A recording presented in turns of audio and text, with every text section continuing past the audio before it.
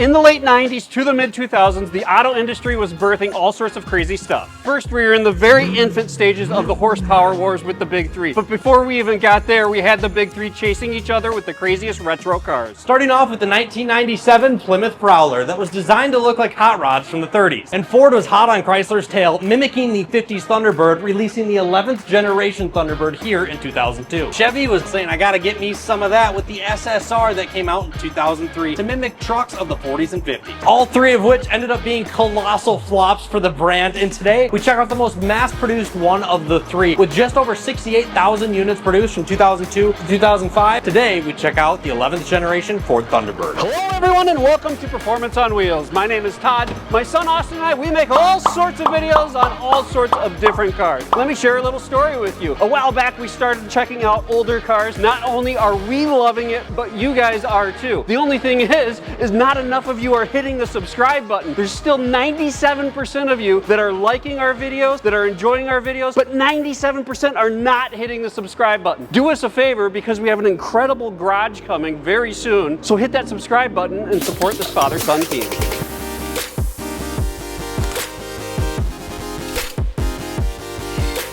Alright, no more wasting your time. Back in 1955, Ford dropped the Thunderbird, their answer to the Chevrolet Corvette. But instead of chasing lap times, this bird chased style, comfort, and luxury. And guess what? It worked. The first gen sold big, and by 1958, the four-seater square bird absolutely exploded, inventing the whole personal luxury car segment. Over the decades, the Thunderbird kept evolving. Rocket ship styling in the 60s, massive V8s in the 70s, turbo coupes and super coupes in the 80s and 90s, until the name disappeared in 1997. Then in 2002, Ford brought it back with retro looks, 2 seats, a Jaguar source 3.9 liter V8, and almost 280 horsepower. On paper, it was perfect. Nostalgic styling, a removable hardtop with those classic portholes, and a smooth rear drive chassis shared with the Lincoln LS. But by 2004, sales had already tanked, and the Bird's comeback was very short-lived. A car Ford hoped would bring back that powerful nameplate. But in reality, it was Ford's sports car fail that nobody talks about. Austin, in my 42 years or 43 years I've been alive, whatever it is, I have never ridden in this car. I've never been in this car. I have never touched this car. I do have a story about this car going back to the nostalgia, the luxury, the awe of when it was released. And that was 3 houses down from your grandmother's house. I will remember this. A few gals moved in, and first they built a swimming pool. And then a few weeks after they built the swimming pool, this beautiful baby blue with white leather, brand new Thunderbird shows up in their driveway. I think a big part of tying this car to wealth back when it came out is just its looks in general. Even today, it's still a great looking car. It has that retro but kind of modern twist that it had back in 2002, but it really just was unlike anything else on the road at the time. Even today, it does turn heads on the road. It's a beautiful looking car. Yeah, and what's crazy is talking about the rich or the luxury. Ford wasn't making luxury or expensive cars. Then all of a sudden they throw out this $40,000 car that is competing with vehicles like full-size luxury pickups. We have a 2001 Suburban that we have the window sticker for, and this is right in line with a 2500 fully decked out Suburban of the same era. So this thing was something special. Very expensive at the time, very similar to the price of the C5 Corvette, although the performance was absolutely nowhere near each other. But here's something that I find interesting. Since the release of the C5 Corvette and the Ford Thunderbird, they have both tracked almost the exact same value throughout their entire life. Even now in 2025, it is practically the same price to purchase a C5 Corvette or a Ford Thunderbird with similar miles on them. So today, let's dive deep into the performance of the Ford Thunderbird. We're going to take it for a drive. We're going to see what it's like on the outside, check out the build quality, and see why people are still paying this much money for this 20-year-old fail of a sports car. Let's start with the reason why this car was not appealing to me those 20-some years ago, and that's the performance of it. I was young,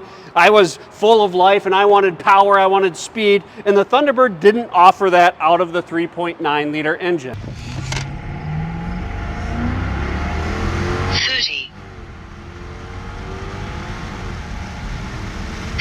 When the Thunderbird left production in 1998, I think consumers were expecting something with a little more raw power when it was reintroduced in 2002. In 2002, it came back with a 3.9 liter. This is when Ford was over the ownership of Jaguar, and this is a Jaguar-derived motor. The thing is it's not the identical motor, which is kind of interesting here. We just did a video on the Lincoln LS, which shares the platform and shares the drivetrain essentially, but the Ford product was built in Ohio and was a 3.9 liter, and if you actually look, the S-Type, which was the Jag that shared the platform, that was built overseas in the UK, and that was a 4-liter. When the horsepower jumped up in 2003 to 280 horsepower, they made some tweaks to this motor, but it was still a 3.9 liter. They essentially reworked the heads. They did some variable valve timing. They brought in some additional air intake. So that 280 horsepower was supposed to be mind-blowing, but it really wasn't. At the same time, Jag went from a 4-liter to a 4.2 liter, essentially the exact same motor. Everything on the outside is the same, just a few things on the inside were different. Unfortunately, just like the Lincoln LS that we just made a video on, this Ford made in Ohio 3.9 liter V8 is quite honestly not a reliable engine. There is quite a few faults with it, one of them being the valve cover. Now, if you take a quick look at these couple of videos, you can very much so tell that I would never want to do the valve covers on this car. I mean, just the lack of space is unbelievable in here with the dual overhead cam setup. The heads on this thing are big,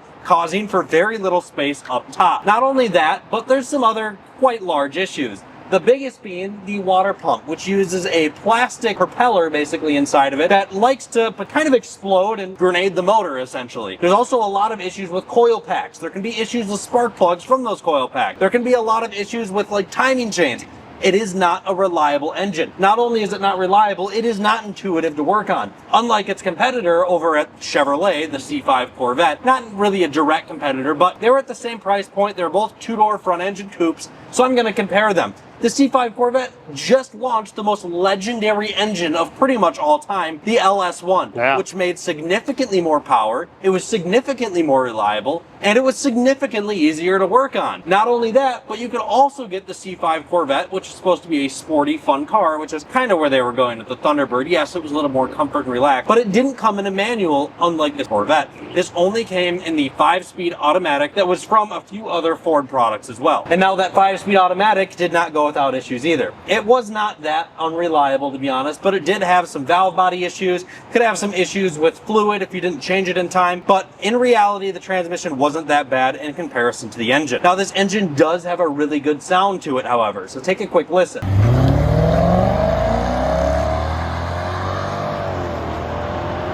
And also, it truly is a joy to drive. So without us continuing to blab about this, quite honestly, not amazing 3.9 liter, let's get behind the wheel of this thing and see what it's all about. It really does start to pull after about 4,500 RPM, and it has a really good tone to it. That 3.9 liter, it sounds healthy. It's got a great sound. It's a lot louder than it is in that Lincoln LS that we recently drove. And also comparing it to that Lincoln LS, it's still tight, but it's a lot boatier. It has a lot more body roll. The Lincoln LS was a lot more planted. It felt a lot sportier. This feels more like a cruiser than the LS did. Now, I still feel like it handles a little bit better than the same generation Ford Mustang, but it's not nearly as tight as that Lincoln LS. Just over 6,500 RPM, red line. Man, this thing is fun. It sounds great. Super comfortable car, not stiff at all, just very smooth over the bumps, very much so a laid-back cruising car. Doesn't really feel like it has a whole lot of sportiness to it. It doesn't feel like a sports car. It doesn't feel like it's trying to be a sports car in any way. It feels very comparable to like the Lexus SC430 to me. You know, it's not really that fast. It doesn't really handle that well, but it's supposed to be a very luxurious, comfortable riding coupe, and that's quite honestly exactly what it is.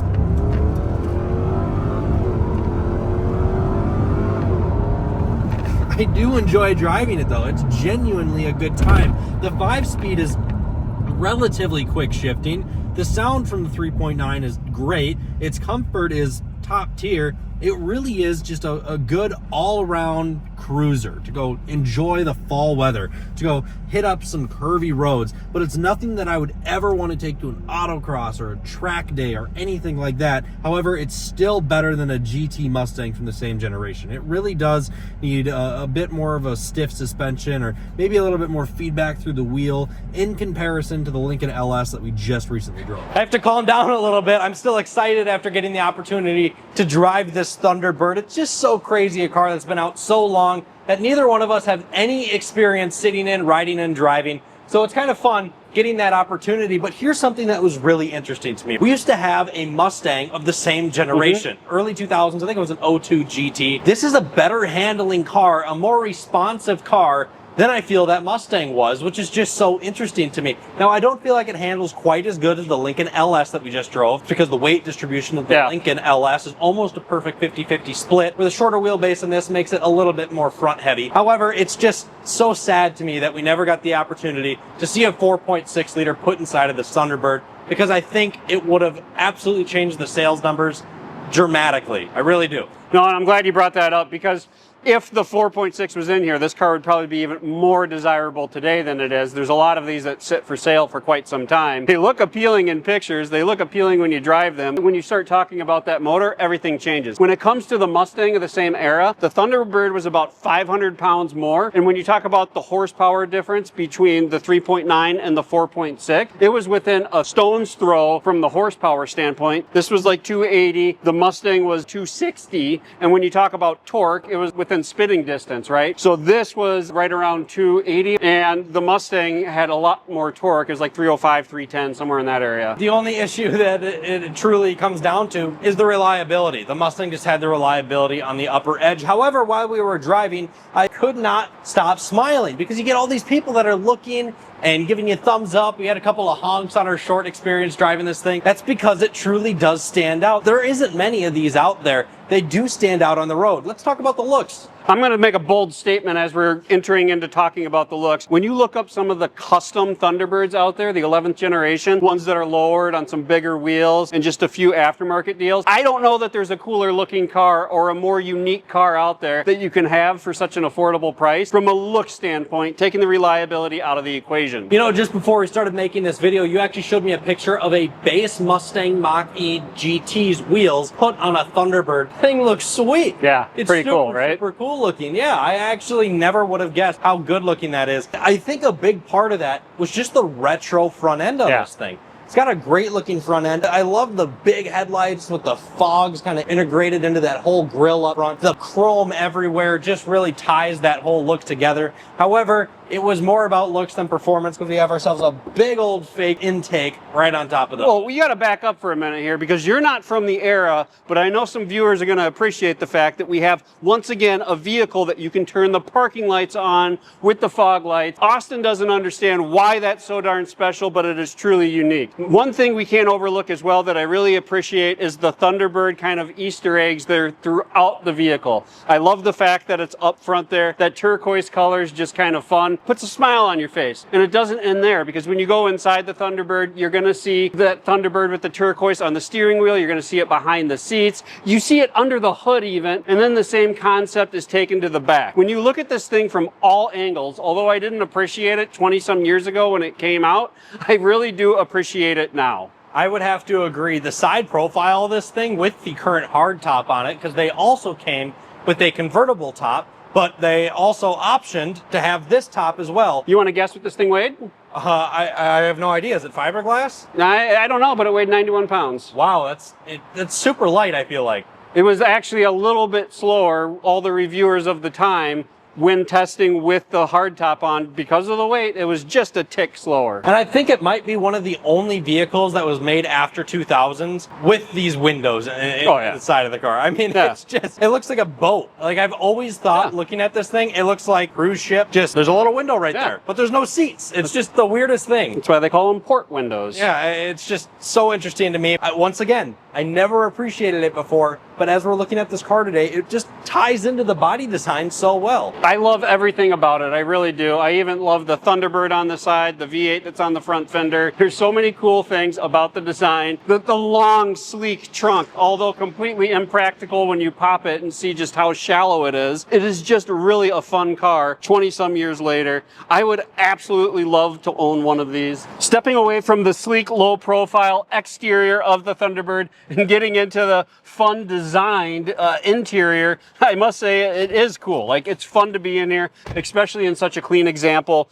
Everything is just, it's fun from this era. In 2003, they did update the gauge cluster that makes it more appealing, and it's still kind of fun to look at. You have that same turquoise color that you're finding on the Thunderbird logos on all of the needles on the instrument cluster, which is cool. Now, they brought the fluted doors. That's a fun element design on the doors and behind the driver and passenger seat, where there's a little storage area back there, but it is super hard, obnoxious plastic. So it's strictly a visual cue and nothing that brings a sense of luxury for that $41,000 MSRP that this vehicle was in 2003. I mean, I'm not gonna lie, I genuinely like this interior. I think it's cool. It feels like you're in something cool with the way that that windshield is so sloped and you kind of look across the hood. You got that hood bulge kind of sticking there. You can make yourself comfortable over there in the driver's seat with the telescoping steering wheel. Power. With the, I know, power, and you also got the power seat. You got heated seats in this thing. I just think this is a sweet interior, and it's super cool just how well kept this example is. Like,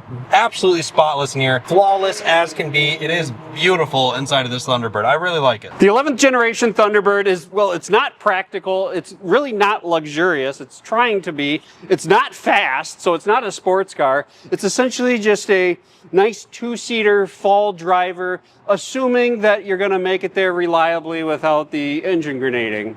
Which is so weird, because, I mean, there's nothing about this car that's necessarily good, yet I still love it so much. Oh, yeah. It's just, it's one of those interesting, like, niche car enthusiast cars that's just so bad in every single way, yet you still just love it because of how unique and interesting it is. I agree. It really is just such a weird car in so many ways. Like, just thinking of where Ford's head was at manufacturing this, thinking it would be successful, it's mind-boggling that they ever thought that this would do well. But the fact that they did it because they thought it was cool is just something that you have to appreciate, especially 20 years later when there's all these clean examples popping up for sale. And now that we finally got the opportunity to drive one, I can just see why people love these cars. There is a following for these cars. Oh, yeah. The way that they look with lowered and wheels and the top down, they're sweet looking, just great looking. Absolutely cars. incredible.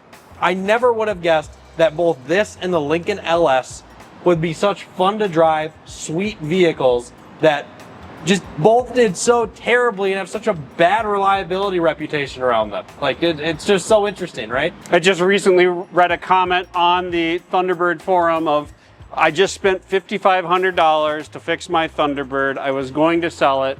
I ended up paying the $5,500. I took it for a drive, and I remember why I love this car for the past 20-some years. It was genuinely fun checking out the Thunderbird in today's video. If you have a story about the Thunderbird, comment down below. We're looking forward to seeing you in the next video.